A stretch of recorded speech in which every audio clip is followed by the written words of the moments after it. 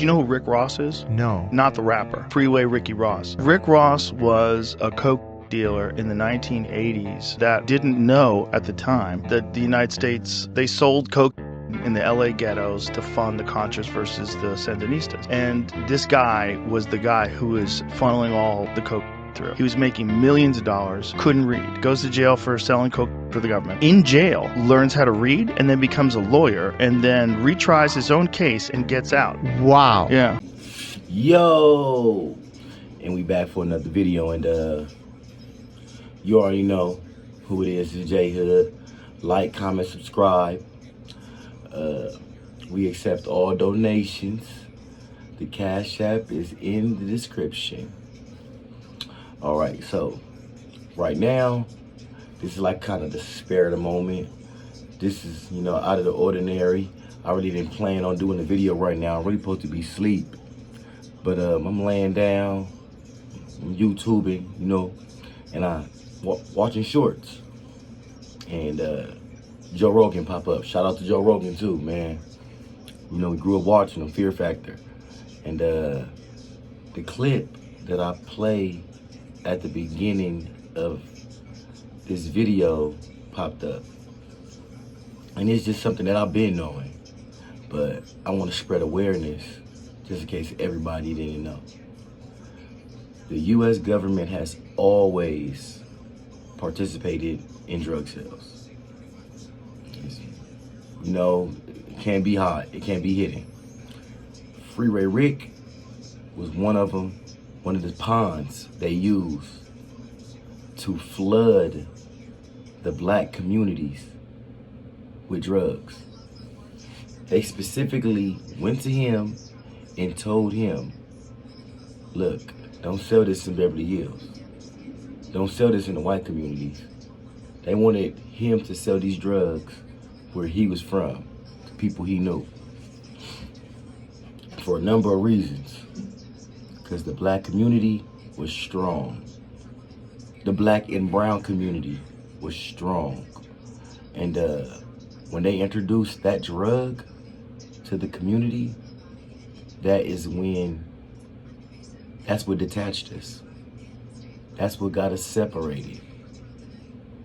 And I don't know if I'm gonna get in trouble for this, you know, but it's like, you know, as soon as you do something positive, something against the police or the government, they come hit your cell. But I'm gonna say it. It's still going on today. Now, you know, I'm a 90s baby. I remember growing up, and they used to always do these assemblies when I was in elementary school and in middle school. They used to give us the don't do drug stickers, and they used to have all the commercials, your brain on drugs, and don't buy drugs, you're funding terrorism. And I used to always, and they used to, and then don't forget about 9/11 and everything else that happened, you know, when they invaded Afghanistan.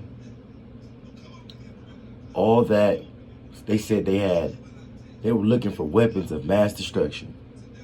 Weapons of mass destruction. Do you know what I believe they were looking for? I believe they knew that Afghanistan had rich soil, and that is the poppy capital, which means I think they say like over 90% of the world's poppy comes from Afghanistan.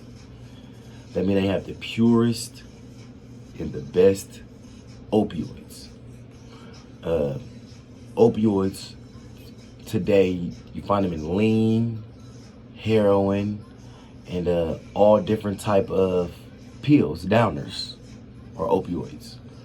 You know, so when you are sipping on that foe, don't look at the person that's shooting up that heroin any different. Y'all doing the same substance, just in a different form. Right. And I believe that the U.S. government went over there. Everybody know they was doing business with bin Laden. All right. But I believe they went over there and they wanted to take some of their soil and they wanted to, rub shoulders with the big dogs in the opium game. And I remember in '01, '02, they had junkies, but you never really seen people dead on the curb or this many overdoses. But now, a lot of people overdose. Now, I believe the weapon of mass destruction that the government was talking about was the drugs, the poppy, because overdoses are at an all-time high now. People are dying from both fentanyl and from just overdosing off too much poppy, too much opioids, too much heroin, too seizures related to lean, all type of things related to this drug. I don't know if it's true or not, but I know it's really affecting my community. When I was home, I used to love drinking lean all day, every day. And I know people who done overdosed on heroin, overdosed on all different type of substances. Honestly, it's sickening. But now that the overdoses are at an all-time high and America has their hands in the pharmaceutical game, and it seemed like they controlling the poppy, you don't see no more war on drugs. And apparently, they never found these weapons of mass destruction. So what is that telling you? I don't know. I just want to spread a little awareness. And if you read this book, what really got me thinking like that is crazy, is I was reading a series when I was in the county jail fighting my case called The Cartel. It's an urban book, great urban book. And really what stood out to me was the Cartel 7, the Illuminati, Round Table of Bosses. I'm going to leave the link to that book in the description. And I really want y'all to click on that link and to buy a copy. Let your kids read it. If they teenagers, you read it. It might open your eyes. And it's also just a good read. There's nothing wrong with reading a book. I know I ain't. Don't call me conspiracy theorist, but it's obvious that the government is behind a whole lot of stuff.